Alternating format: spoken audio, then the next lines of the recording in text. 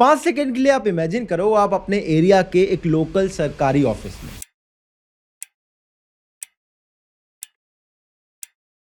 I am sure आपके दिमाग में कुछ ऐसी इमेज तो बिल्कुल नहीं आ रही होगी। मोस्ट प्रॉब्ली आप कुछ ऐसा ही इमेजिन करोगे। अब याद करो जब लास्ट टाइम आप किसी सरकारी काम के लिए इन ऑफिसेस में गए तो आपका क्या एक्सपीरियंस था। आई एम श्योर अगर आप बैंक में गए होगे तो वहां पहले तो लंबी लंबी लाइन में लगना पड़ा होगा, जहां शायद एसी भी ढंग से काम ना कर रहा हो। पासबुक प्रिंटिंग मशीन तो इनकी पक्का खराब थी और सर्वर इनका हमेशा ही डाउन रहता है। Dude, SBI is the worst customer service, man.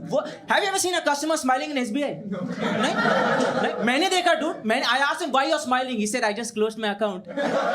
ज्यादातर बैंक्स में तो काउंटर के सामने बैठने के लिए सीट्स तक नहीं रहती हैं, फिर चाहे इंसान को कितना ही ज्यादा टाइम वहां पे लग जाए। मगर आप तो ये बताओगे ना मुझे किस काउंटर पे जाना है, फिर वो बताएंगे मुझे किसी और काउंटर पे जाना है। ऐसे में पूरी परिक्रमा मार के आऊंगा तब आप बोलोगे ना गिव मी योर पेपर्स। कभी नहीं करो, मजाक मत कीजिए। Give it to me, I will process it in 10 minutes. मगर 4 घंटे लेकर के आया हूँ, मैं नहीं जा रहा वापस। इसके कंपैरिजन में एक प्राइवेट बैंक की ब्रांच में जमीन आसमान का फर्क आपको दिखाई देता है। अगर आप कभी किसी तहसील में गए हो तो उसकी हालत आपको पता होगी। दीवारों पे जाले लगे हैं, आज भी कोई आसपास रखे फाइलों के गट्ठर धूल खा रहे हैं। विजिटर्स तो छोड़ो, वहां पर काम करने वालों के लिए ऐसी पुरानी टेबल चेयर दी हुई है और ऑफिसर जिससे आपको काम है वो तो मुश्किल ही अपनी सीट पे मिलेगा क्योंकि चेयर ही बैठने लायक नहीं है। वहां जितने भी लोग काम करवाने आए होंगे वो इधर उधर परेशान होकर ही घूम रहे होंगे और कोई आपको हंसता हुआ नहीं दिखाई देगा। मैं आपको एग्जांपल देता हूं। एक छोटे से आईडी कार्ड में डिटेल ठीक करवानी हो तो तहसील में जाके काम करवाना पड़ता है, लेकिन ऐसा नहीं है कि आप अपनी कन्वीनियंस से कभी भी जा सकते हो। पहले सुबह 5-6 बजे जाके आपको वहां पे टोकन लाना पड़ेगा क्योंकि रोज सिर्फ 50 टोकन बंटते हैं। उसके बाद 10 बजे जब ऑफिस खुलेगा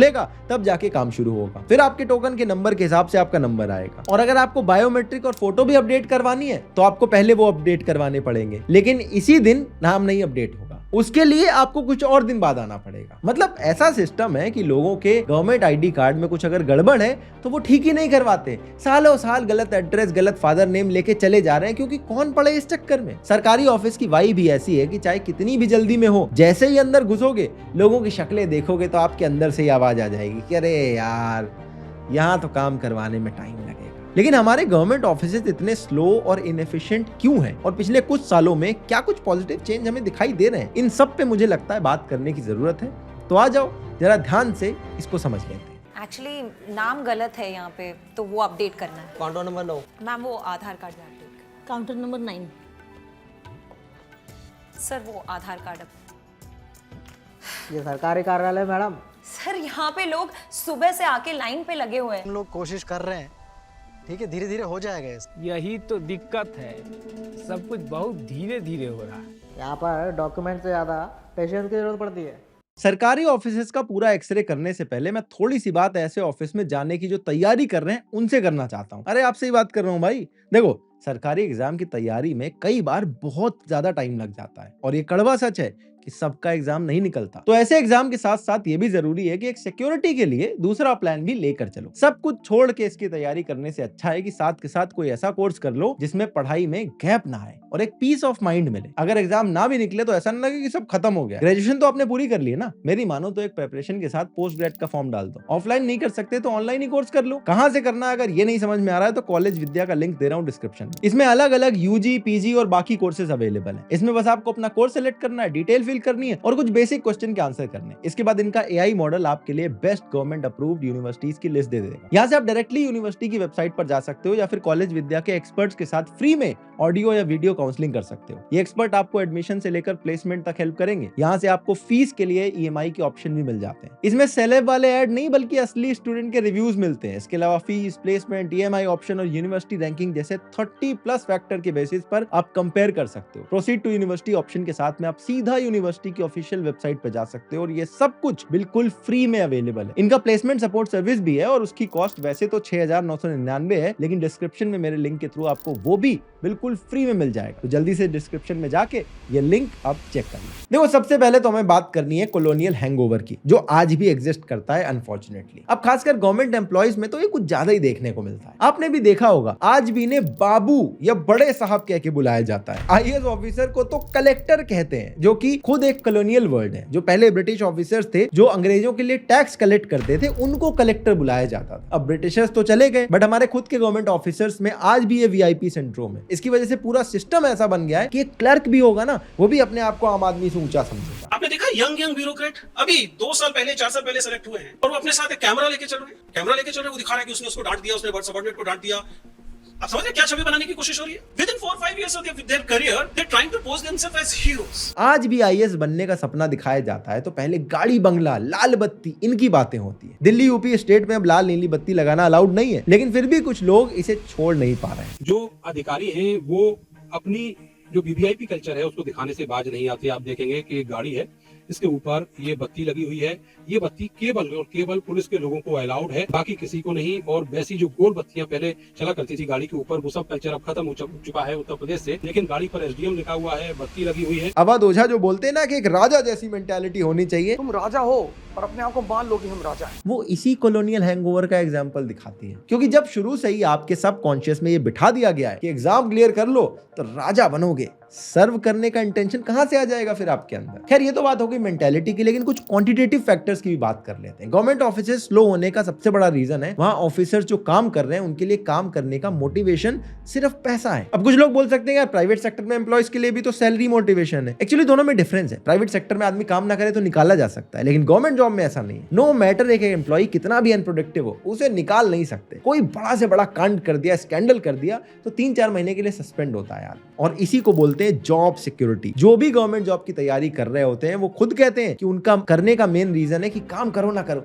सैलरी टाइम पे आएगी, 9 से 5 की नौकरी नहीं करनी पड़ेगी, ना किसी बॉस की चिक चिक सुननी पड़ेगी, ऊपर से दुनिया भर की सरकारी छुट्टियां अलग से मिलेंगी। आपने सुना होगा अब तो सरकारी बैंक्स भी सैटरडे को बंद रहने लगे। अगर आसपास कोई सरकारी टीचर हो तो उससे पूछ लेना प्राइवेट वालों के कंपैरिजन में उनकी लाइफ कितनी मजे में कट रही है। चेहरा देख के बता दोगे प्राइवेट वाला कितना स्ट्रेस में रहता है। क्योंकि मोटिवेशन सिर्फ पैसा ही है, इसलिए दुनिया भर का करप्शन भी आपको यहाँ पे देखने को मिलता है। मतलब एक गवर्नमेंट एम्प्लॉय के लिए जॉब एक विन विन सिचुएशन होती है। टेबल के ऊपर समोसा रखा है और टेबल के नीचे से पैसा आ रहा है। जॉब सिक्योरिटी के बाद गवर्नमेंट जॉब लेने का दूसरा सबसे बड़ा रीजन होता है ऊपर की कमाई। आपने कितने ऐसे एग्जांपल देखे होंगे कि फला फला अंकल की सरकारी दफ्तर में चपरासी लगे हैं और रिटायरमेंट तक दुनिया भर की प्रॉपर्टी इन्होंने जोड़ ली है। बच्चों को पढ़ाने के लिए बाहर भेज दिया, बीटेक एमबीए वालों से तगड़ी कोठी बना रखी है इन्होंने। तो सारा का सारा पैसा कहां से आ रहा है? सब 2 नंबर का पैसा ही तो है। एक गवर्नमेंट एम्प्लॉय की काम करने की मोटिवेशन का रिलेशन उसके लिमिटेड प्रमोशन से भी होता है। क्योंकि एज ए गवर्नमेंट एम्प्लॉय आपको एक सर्टेन लेवल तक ही प्रमोट किया जा सकता है। फिर नो मैटर आपके पास कितना एक्सपीरियंस हो या आप कितने ही ज्यादा हार्ड वर्किंग क्यों ना हो। जैसे अगर आप गवर्नमेंट टीचर का एग्जांपल लेते हो, टीजीटी टीचर जो होते हैं 6 से 10 की क्लास को पढ़ाते हैं, वो कितना भी एक्सपीरियंस ले लें पीजीटी नहीं बन सकते। मतलब 11-12 के बच्चों को कभी नहीं पढ़ा सकते लाइफ टाइम, और ना ही वाइस प्रिंसिपल की पोस्ट के लिए अप्लाई कर सकते हैं। पुलिस का एग्जांपल ले लो, पुलिस में सबसे लोएस्ट रैंक होती है कांस्टेबल की। अब एक कांस्टेबल अपने पूरे करियर में मैक्सिमम 3 प्रमोशन ले सकता है। यूजुअली एक कांस्टेबल को हेड कांस्टेबल बनने के लिए भी 10 से 12 साल की सर्विस करनी पड़ती है। उसके बाद वो हेड कांस्टेबल से असिस्टेंट सब इंस्पेक्टर बनने के लिए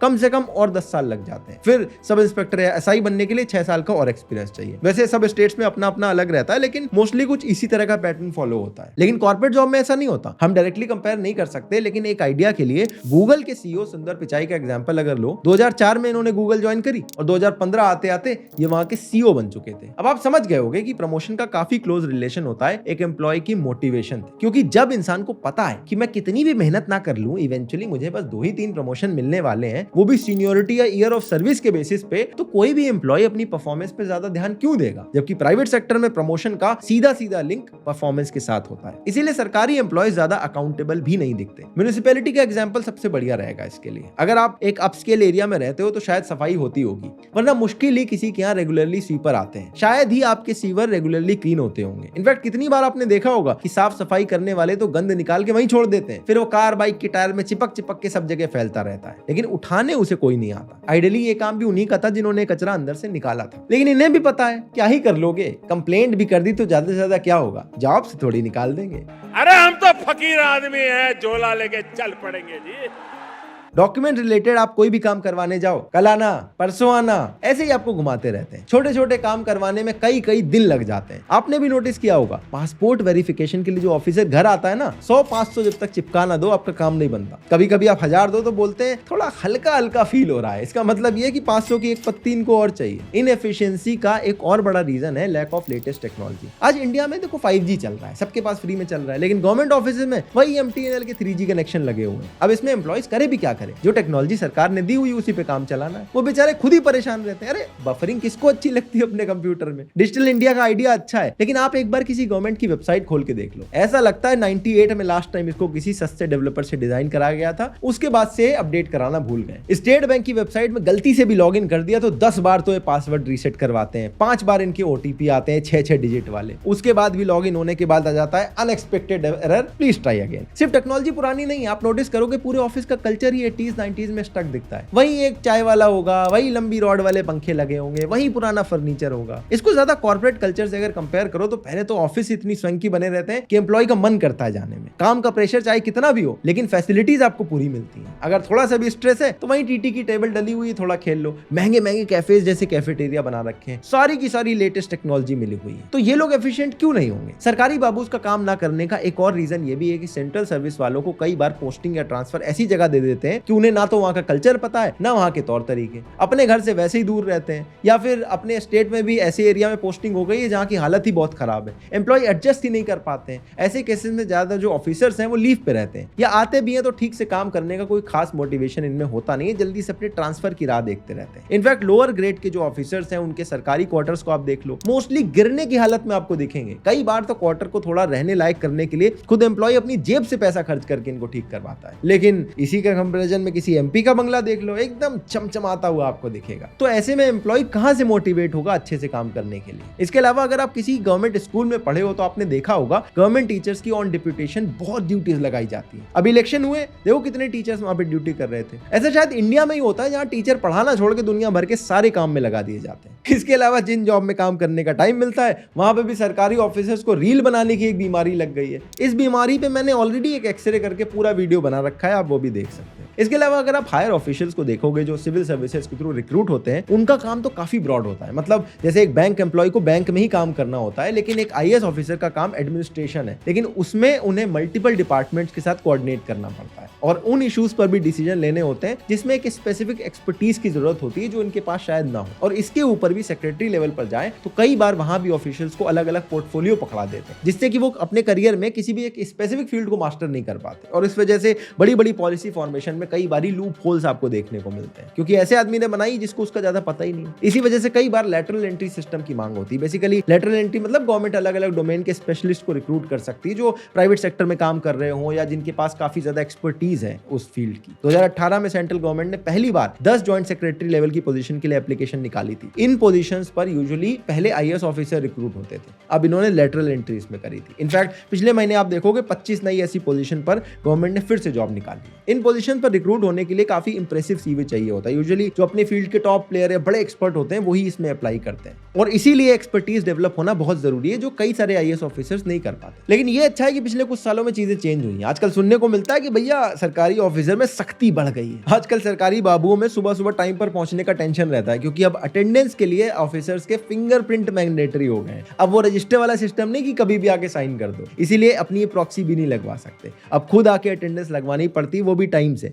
वरना एब्सेंट मार्क हो जाती है। ये वाली उंगली सरकार ने मुझे लगता है बढ़िया करी। इसके अलावा आपने नोटिस किया होगा कि गवर्नमेंट बैंक्स को भी मॉडर्नाइज करने की कोशिश की जा रही है। आजकल एसबीआई, पीएनबी की कुछ ब्रांचेस में टोकन वाला सिस्टम आ गया है। लाइन में नहीं लगना पड़ता, टोकन लेके आप अपने नंबर का वेट करो। और इससे ज्यादा फायदा ये है कि पहले जो लाइनों में लड़ाई वगैरह होती रहती थी लोगों की, वो अब कम हो गई है। अब कैश काउंटर्स के सामने सीटें वगैरह भी डल गई हैं, तो ये भी अच्छी चीज है। और डिजिटाइजेशन की वजह से डॉक्यूमेंटेशन का भी काम थोड़ा ईजी हुआ है। जैसे अगर आपके वोटर आईडी कार्ड को बनवाना है तो घर बैठे बनवा सकते हो। आधार, अब आपके आधार सेंटर्स में अपडेट हो जाता है। पहले की तरह तहसील के चक्कर काटने की अब उतनी जरूरत नहीं है। बल्कि अगर आपने पासपोर्ट बनवाया हो तो आपने नोटिस किया हो, वेरिफिकेशन में तो पुलिस वाला आता है, लेकिन काम जो उनके ऑफिस में होता है वो बड़ा स्मूथली है। लेकिन ये चेंज आया है प्राइवेटाइजेशन के थ्रू। पहले पासपोर्ट ऑफिस गवर्नमेंट के अंडर आते थे तो धीरे स्पीड से काम होता था, लेकिन 2008 में सरकार ने काम टीसीएस को दे दिया और उसके बाद से पासपोर्ट इशू करने का जो पूरा प्रोसेस है वो बड़ा स्मूथ हो गया। ये प्राइवेटाइजेशन के फेवर में काफी सॉलिड एग्जांपल है। सिमिलरली अगर आपने कभी दिल्ली मेट्रो में ट्रैवल करा हो तो आपने देखा होगा कि ये बिल्कुल गवर्नमेंट मैनेज नहीं लगती है। दिल्ली मेट्रो दिल्ली गवर्नमेंट और सेंट्रल गवर्नमेंट के बीच की पार्टनरशिप प्रोजेक्ट है और ये इतनी सक्सेसफुल इसलिए है क्योंकि सरकार ने शुरू से ही डीएमआरसी को हायरिंग, फंड्स और टेंडर इशू करने की पूरी पावर दे रखी है। यही वो 3 एरियाज है जिसमें सबसे ज्यादा रेड टेपिज्म यानी करप्शन होता था। गवर्नमेंट कंट्रोल में अगर ये रहते तो अभी भी ये स्लो स्पीड से काम करते, लेकिन यहाँ पर जो सरकार का इंटरवेंशन लिमिट किया गया, इसी वजह से दिल्ली मेट्रो के जितने प्रोजेक्ट हैं सब डेडलाइन से कंप्लीट होते हैं और विद इन बजट कंप्लीट हो जाते हैं। ई श्रीधरन, जिन्हें मेट्रो मैन ऑफ इंडिया कहा जाता है, वो भी इस बात को कंप्लीटली मानते हैं। इसके अलावा जिन पीएसयूज को प्राइवेटाइज किया जा रहा है, ये भी सरकार का एक अच्छा स्टेप है। Government has no business to be in business. आजकल प्राइवेटाइजेशन जैसे इकोनॉमिक इशू को पॉलिटिकल बना दिया गया, वरना इस पर कोई दो राय नहीं होनी चाहिए कि सरकार का काम देश चलाना है, कंपनीज चलाने का काम प्राइवेट सेक्टर का है। अब केरला का एग्जांपल ले लो, वहां पे सरकार चिकन शॉप्स चला रही है। इनफैक्ट सरकारी ठेकों का आप एग्जांपल देख लो, कितने स्टेट्स में आज भी ये चल रहे हैं। अब ये दारू चिकन बेचना सरकार का काम है क्या भाई? खैर, इस पर तो किसी और वीडियो में डिटेल में बात करेंगे, लेकिन सरकारी ऑफिस को लेकर आपके क्या थॉट्स हैं ये आप मुझे कमेंट में जरूर बताना। मैं आपसे मिलता हूं ऐसे एक और इंटरेस्टिंग वीडियो में, तब तक के लिए अपना ध्यान रखिएगा। जय हिंद, वंदे मातरम।